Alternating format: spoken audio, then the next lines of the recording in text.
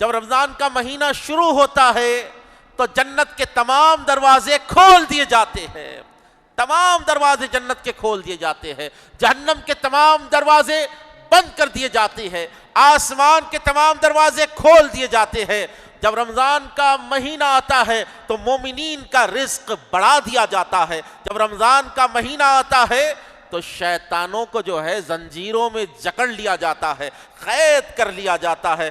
آپ دیکھتے ہوں گے جب انڈیپینڈنس ڈے آتا ہے، ریپبلک ڈے آتا ہے جی، اور کچھ عید یا تہوار ہوتا ہے تو جو محلے کے شہر کے غنڈے بدماش جو ہوتے ہیں نا، کیا کرتی حکومت؟ ان لوگوں کو بند کر لیتی۔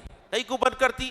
لوگاں سکون سے جو ہے یہ عید منا سکے، لوگاں سکون سے جو ہے انڈیپینڈنس ڈے بنا سکے، لوگاں سکون سے جو ہے اپنے کام کاج کر سکے۔ اسی طرح جب رمضان کا مہینہ آتا ہے تو شر ڈالنے والے شیطان کو قید کر لیا جاتا ہے، وسوسہ ڈالنے والے شیطان کو قید کر لیا جاتا ہے، انسان کو بھٹکانے والے شیطان کو قید کر لیا جاتا ہے، اور بندوں کو چھوٹ دے دی جاتی ہے کہ عام دنوں میں اگر تم ایک نماز پڑھتے تھے تو ایک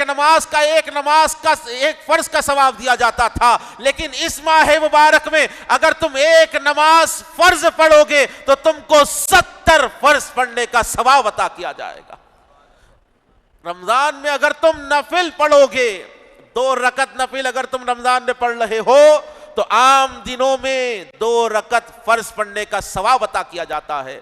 رمضان میں اگر تم تسبیح پڑھ رہے ہو تو ایک ایک تسبیح کا، ایک ایک درود کا تم کو، ایک بار اگر تم نے اللہ کہا، ایک بار تم نے سبحان اللہ کہا، عام دنوں میں اس کی 10 نیکیاں ہوتی ہے، لیکن رمضان پر قربان جائیے، اس ماہ مبارک کی عظمتوں پر اللہ کے نبی فرماتے ہیں 70 سے لے کر 700 درجے تک نیکیاں اس کی بڑھا دی جاتی ہے۔